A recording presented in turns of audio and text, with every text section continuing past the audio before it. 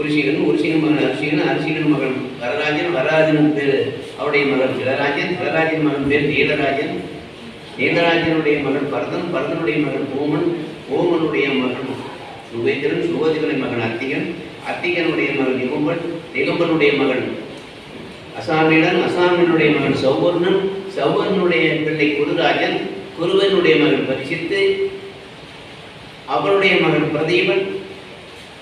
அந்த பிரதீபன் வரைக்கும் நேற்று சொன்னோம். இப்ப அந்த பிரதீபன் கதை ஆகும். ஏன்னா நேற்று சொன்ன கதையை அதையும் சுருக்கமாக சொன்ன ஒரு நேரம் ஆகிடும். அதனால சும்மா வர தலைமுறை மட்டும் சொன்னேன்.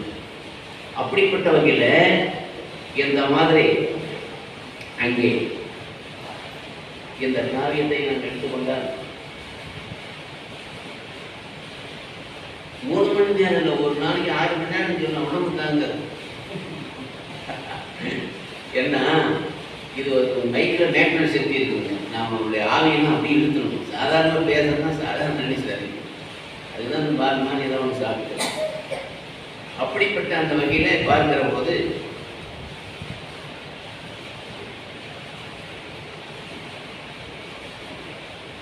சந்திரகுல மரபிடர்கள் பிரஸ்டானபுரம் என்று சொல்லக்கூடிய, இன்னைக்கு அலகாபாத்னு சொல்லக்கூடிய இடம் தான் அன்னைக்கு பிரஸ்டானபுரம். பிரயாகின்னு சொல்லுவாங்க. பிரம்மா பத்தி யாகம் பண்ணதுன்னா பிரயாகி.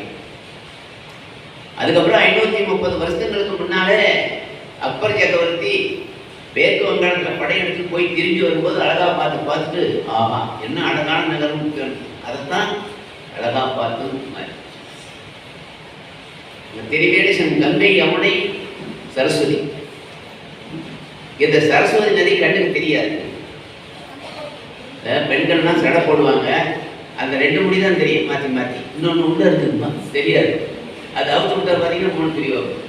அது எப்படி உள்ள சடைக்குள்ள மறைஞ்சிருந்ததோ அதே மாதிரி சரஸ்வதி அந்தர்யாமியாக கங்கையிலே கலப்பதாக ஆயிடுச்சு. அதான் திரிவேணி சங்கம். வேணினா முடின்னு அர்த்தம். அந்த கணவன் மனைவி ஒத்துமையாக இருக்கிறதுக்காக மனைவியினுடைய முடியை வெட்டி கணவன் அங்கே கங்கையிலே விடுவது இப்படி ஒரு ஆகினால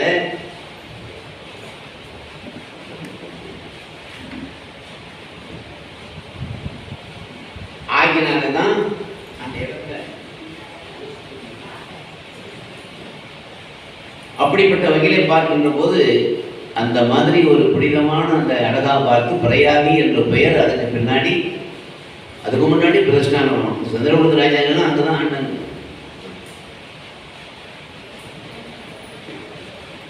எப்படிப்பட்ட வகையில அத்தி என்பவன் அவனுடைய பேரே அத்தினாபுரின்னு சொல்லக்கூடிய இன்னைக்கு டெல்லி மாநகரத்துல, இன்னைக்கு டெல்லின்னு சொல்லக்கூடிய இடம் முஸ்லீம்கள் நடத்தின 5 பேர் மாறிச்சு. 6ஆவது நாள் தான் டெல்லின்னு சொல்லி இந்த பிரிட்டிஷ்காரர்களெல்லாம் அதை தலைநகராக கொண்டு கல்கத்தா இங்கே மாற்றினாங்க, ஆங்கில கம்பெனியார். அதுக்கப்புறம் அது இன்னைக்கு வரைக்கும் அதுதான் தலைநகரமாக இருக்கு. அப்படிப்பட்ட வகையில பார்க்கின்ற போது அந்த மாதிரி அத்தியனுடைய மகன் பிரதீபன்.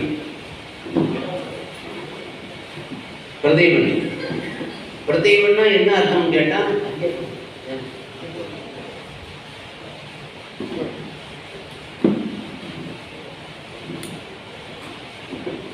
பிரதீபன்னா பிற அப்படின்னா விசேஷம், தீபம்னா விளக்கு. ஒளிமயமான உடல் படைத்தவன் அவனுடைய பேருக்கு அர்த்தம். ஒளிமயமான உடல் படைத்தவன். ராமர் காட்டில் இருந்த போறார் ராமாயணத்துல.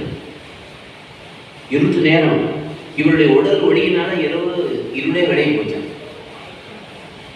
இவர் உடம்பு ஒளியினால அந்த இருளை விளைய போச்சான். லைட் வரிச்சு இருக்குது, அது சூரியன் வந்தோன்னா உதயமானோன்னு எவ்வளோ லைட் இருந்தாலும் அது பிரகாசிக்கிறது, அது அதில் மறைஞ்சிடும். ராமன் இருள் ராமனுடைய உடல் ஒளியினால விலகுச்சு. ஆனால் சூரியன் வந்தால் ராமனுடைய உடல் ஒளி அதில் மறையும் அல்லவா? அப்படி இல்லையா? கம்பர் சொல்றாரு. அதை விட சிறப்பான முறையில் அந்த ஒளி அவருடைய சூரியனை மிஞ்சிய ஒளியாக அந்த நீலவண்ணனாக காட்சி அளித்த ராமபிரானுடைய உடல் விளங்கியது. இப்படி இருக்கக்கூடிய சமயத்திலே அந்த பிரதீபன் என்று சொல்லக்கூடிய அரசனுக்கு நெடுநாளா குழந்தை குட்டியே இல்லை. அந்த காலத்து வரலாறு எடுத்தீங்கன்னா குழந்தை இல்லாத தான் நிறைய இருக்கும். யாரை பார்த்தாலும் குழந்தைங்க இல்லைங்கிற மாதிரி இருக்கும். அப்படியே பல ஆண்டுகள் இருந்தாலும் தப்பி தவறி பிறந்தாலும் நத்தையில முத்து தெரிச்ச மாதிரி அவள் அழகான அறிவான குழந்தை பிறக்கணும். அப்போ சில ஐதீகங்கள்லாம் வச்சுட்டு அவங்க வாழ்ந்துருக்கும் போது அந்த குழந்தைங்க வந்து நல்ல குழந்தைங்க பிறக்கக்கூடிய ஐதீகம்லாம் அன்னைக்கு கடைபிடிச்சாங்க. இன்னைக்கு யாரும் கடைபிடிக்கிறது.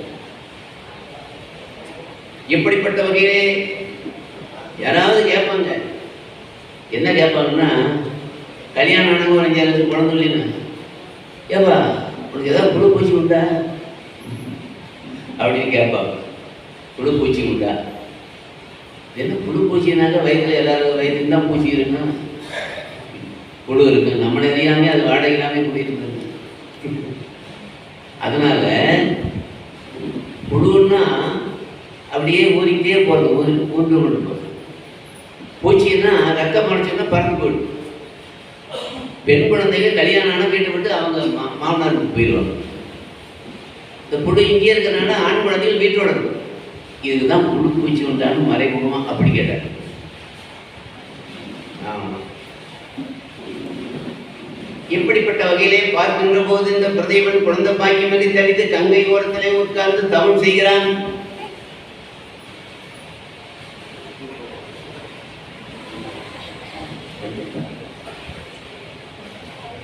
அப்படி இருக்கக்கூடிய அந்த காலத்துல ஒரு நாள் ஒரு 18 வயசு பொண்ணு வந்து அவனுடைய இடது தொடர்பில் உட்கார்ந்தான். பார்த்தான், இந்த உலகத்தையே இல்லாத ஒரு அழகு அங்கே அவள் யாராக இருந்தாலும் விரும்புவாங்க, விரும்பியும் பார்ப்பாங்க, திரும்பியும் பார்ப்பாங்க. அப்படி ஒரு அழகு.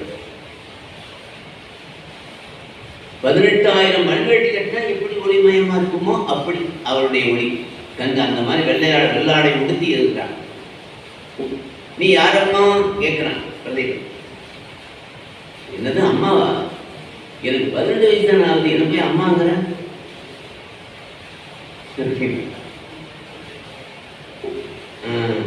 உனக்கு குழந்தை இல்லையேன்னு சொல்லி தெரிஞ்சது, உனக்கு 2ஆம் நேரமா வாழ்க்கப்படலாமேன்னு வந்தேன், ஒரு குழந்தை பாக்கியம் கொடுக்கறதுக்கு அப்படின்னு சொன்னான்.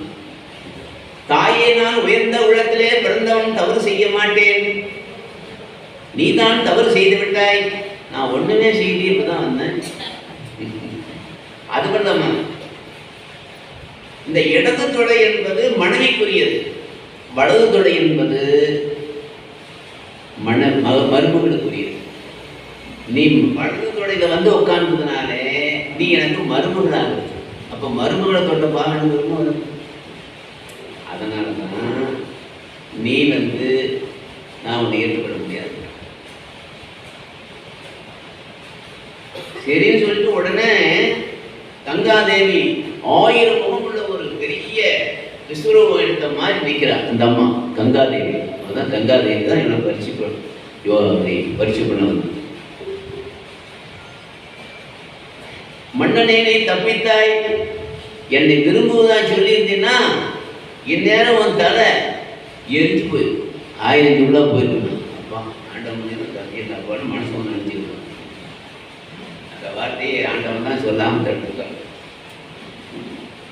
இப்படி பாருங்க, அவ்வளவு ஒரு ஒழுக்கமா அந்த காலத்துல அந்த ராஜாக்கள் இருந்திருக்காங்க.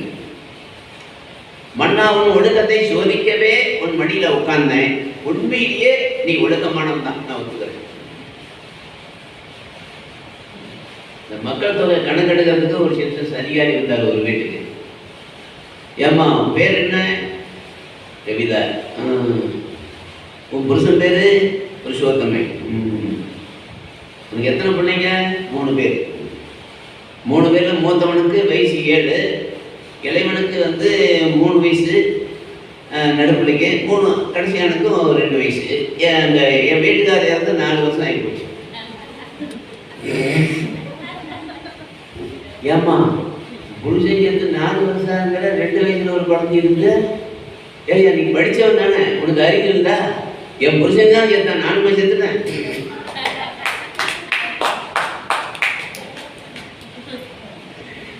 அவன் ஒன்றுமே தந்துருப்பான். இருக்கு நாடு வரைக்கும் கூட அது கூட. பிறகு கொஞ்ச காலம் கழித்து உனக்கு 2 ஆண் குழந்தைகள் பிறக்கும். அதிலே இறைவனுக்கு நீ மனைவியாகி அப்போ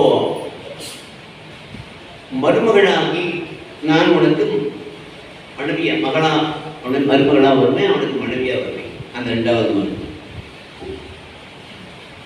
சரின்னு சொல்லிட்டு அப்புறம் ஆனா ஒண்ணு, அவன் காட்டுக்கு வந்தான்னா அந்த 2வது மகன் என்ன ஜாதி குணம் இதெல்லாம் கேட்காம என்ன கல்யாணம் பண்ணிக்கணும்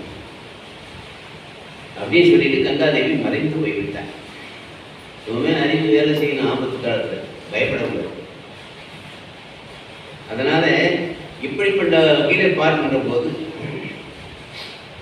ஒரு வழியை சட்டத்திட்டங்களால் காட்டி கொடுத்து அது ஜனங்களுக்கு இடையிலே நீண்ட காலம் வழங்கப்படும் போது அது வழக்கமாகிறது. ஜனங்கள் இதற்கு பழகி போகும்போது அது பழக்கமாகிறது. பழக்கம் என்று சொல்லுவாங்க. அதனாலே அதை கடைபிடித்து நடக்கிற போது அவனுக்கு உண்டாகும் சீலமே ஒழுக்கம் என்று சொல்வார்கள். அப்படிப்பட்ட வகையில அந்த இவர்கள் வாழ்ந்து கொள்ளும் போது பிரதீபனுக்கு 2 ஆண் குழந்தைகள். ஒரு முதல்ல தேவாவின் ஒருத்தன் பிறந்தான், சுகந்தி என்ற மனைவி மூலமாக. அவன் கொஞ்ச காலம் கழித்து பிறவிலே ஞானம் பெற்றதுனால இந்த நாடு பெறாமல் காட்டுக்கு போய்விட்டார் தவம் செய்ய. அவர் ஞானஸ்தான் பிறவி ஞானி. அதுக்கப்புறம் பல வருஷம் கழிச்சுதான் சந்தனும் பிறந்தான். சந்தனும் இவன் கதைக்கு தான் நீங்க ஆரம்பிக்க போறோம். என்றே கதை ஆகினாலே அவனுடைய வரலாறு சந்தனும் மரபினில் அமுத பெருந்திரை சிந்துவின் இசை வரும் திங்களாமணன் சந்தனு பெண்ணும் பெயர் கரணை காவலன் வந்தனன் அவள் செயல் பகுத்து கூறுவான். வந்தனன் அவள் செயல் பகுத்து கூறுவான்.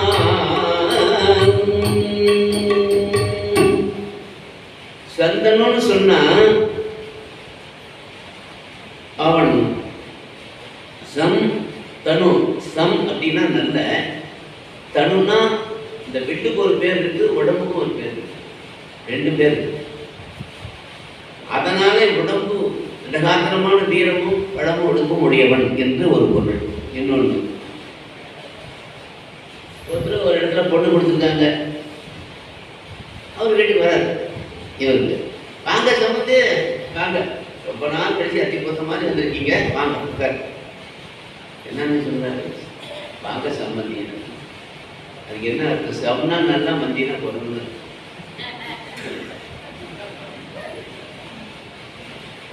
தெரிஞ்சோ தெரியாமலோ அவர்களோட கோபமோ நல்லதோ தெரியாது. வாங்க நல்லா குறைங்கன்னா அது தின்ன மாதிரி ஆகி போச்சு, வரவேற்ற மாதிரி ஆகி போச்சு. சம்பந்தின்னு யாரும் சுத்தமாக சொல்றாங்க இல்லைங்களா? அது போல இப்போ நாராயணர்னா நாரம்னா அன்பு, அயனம்னா ஒரே விடம். அதனால அன்புக்கு ஒரே விடமானவர் நாராயணர் என்று பொருள். சிவம் என்று சொன்னால் சொத்துன்னு அர்த்தம். அந்த உலகம் பூரா அவர் படைத்த சொத்துன்னு அர்த்தம். அந்த மாதிரி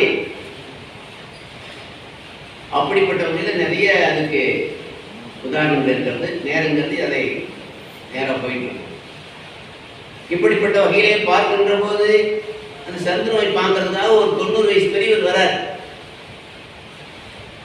அந்த குழந்தை பார்க்க வரும்போது வந்த உடனேயே அந்த குழந்தையை இவர் தொட்ட உடனே, அந்த குழந்தை இவரை தொட்ட உடனே 90 வயசுக்கார 20 வயசு மாறிட்டார்.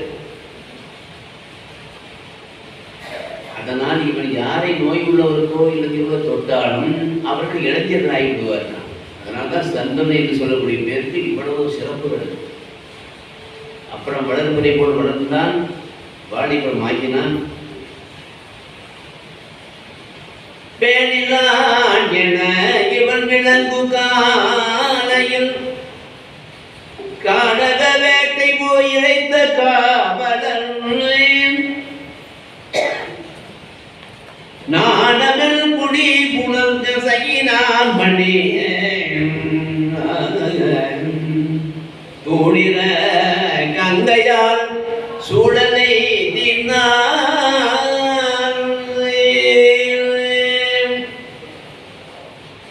உடனே மன்மதை போல் வளர்ந்த இவன் காட்டிற்கு வேட்டையாட போகும்போது அப்பா சொன்னார், விரைகளிலும் வேட்டையாட போற, அங்க நாட்டுல யாராவது ஒரு பெண்ணு உன்னை சந்திச்சா எந்த ஜாதி என்ன குணம்னு தெரிய கேட்காம கல்யாணம் கூட்டிட்டு வந்து கல்யாணம் பண்ணிக்கணும்னு சொல்லிட்டான். என்ன கங்காதேவி சொன்னது. அதனால உடனே வேட்டையாட போறாங்க. ராஜாவுக்கு அந்த இடத்துல பொழுதுபோக்கு என்னன்னு கேட்டா, வேட்டையாடுதல், நல்ல சங்கீத கச்சேரி கேட்கறது, பரதநாட்டியம் பார்ப்பது, சொக்கட்டான் ஆடுவது, இதெல்லாம் அரசனுக்கு பொழுதுபோக்கு. அந்த காலத்துல புராண இதிகாசம் வைத்து கேட்பது, அதெல்லாம் அந்த காலத்துக்கு பொழுதுபோக்கு. இப்பெல்லாம் பொழுதுபோக்கு ஏதாவது விஷயம் முடிஞ்ச தெரியும். முன்னே அப்படி இருக்கக்கூடிய சமயத்துல உடனே வேட்டையாட போகிறார். கொடுமையான மிருகங்களை தான் வேட்டையாடுது. வயசான மிருகங்களை வேட்டையாடுறது இல்லை, ரொம்ப குட்டி மிருகங்களை வேட்டையாடுறது இல்லை. கொடுமை செய்யக்கூடிய மிருகங்களை வந்து வேட்டையாடுறது வேட்டையில் ஒரு தர்மம் அந்த காலத்துல. உடனே அங்கிருந்து எதிர்த்து வருகிறது சிங்கம், புலி, காரணம் இதெல்லாம் வருது. உடையத்தினுடைய பிள்ளை படைத்து உடனே ஒரு ஸ்ரீமுகம் ஒரு கடை விடுகிறார். அப்படி போய் அந்த சிங்கத்தை கூறுகிறார். 2 ஊரா புலி வருகிறது, இவன் விட்டு அந்த சிப்பிய வானம் வேகமா போய் அந்த புலியை அப்படியே துள்ளி குதிச்சு போய் அப்படி கிளி அடிச்சு ஓடி போய் நிறைய வேட்டையாடி கொண்டே போய் கடைசியில எல்லாரையும் ஒரு இடத்துல உட்கார வச்சுட்டு தாகம் ஏற்பட்டது. அதனால கங்கை கரையில் போய் கொஞ்சம் தண்ணீர் அறுக்கலாமே சொல்லிட்டு போறோம். இவன் வந்திருக்கிறத அந்த கங்காதேவி பார்த்தான், தெரிஞ்சது. உடனே அழகான இளம் பெண்ணாக அங்கிருந்து புறப்பட்டு நேராக வரலா சந்துருமணன் இருந்த இந்த சன்னுங்கிற முனிவர் மூலமா மக்களாக பிறந்து அங்கு வளர்க்கிறார் கங்காதேவி. அதனால ஜானகின்னு ஒரு பேர் உண்டு. உயிலை போன்ற மூந்தரும் பொன்னிறம சிந்தூர நிலவும் நெத்தியிலே 8 3 முறை போன்ற உருவத்தை உடையவள், வாழ் போன்ற கண்களை உடையவள், முல்லை மலர் போன்ற பல்வரிசை எல்லாம் உடையவள், வாசனை உடைய ஏதோ ஒரு யோசனைத்தபடி ஆசனை அப்படியான சந்திர மரத்தை பிடித்துக் கொண்டு நிற்கிறார். திரும்பி பார்த்தால் ஆமா, என்ன ஆச்சரியமா இருக்கிறதே, இந்த காணகத்தில் இதுவரைக்கும் இப்படிப்பட்ட ஒரு அழகான பெண், அதுவும் தன்னந்தனியாக வந்திருக்கிறாரே சந்தன மரத்தையும் என்று சொல்லிவிட்டு உடனே பார்த்தான். மறுவரும் குழல் பிடி மதனமுக இருதனம் தோர்கழுத்து இதழோடு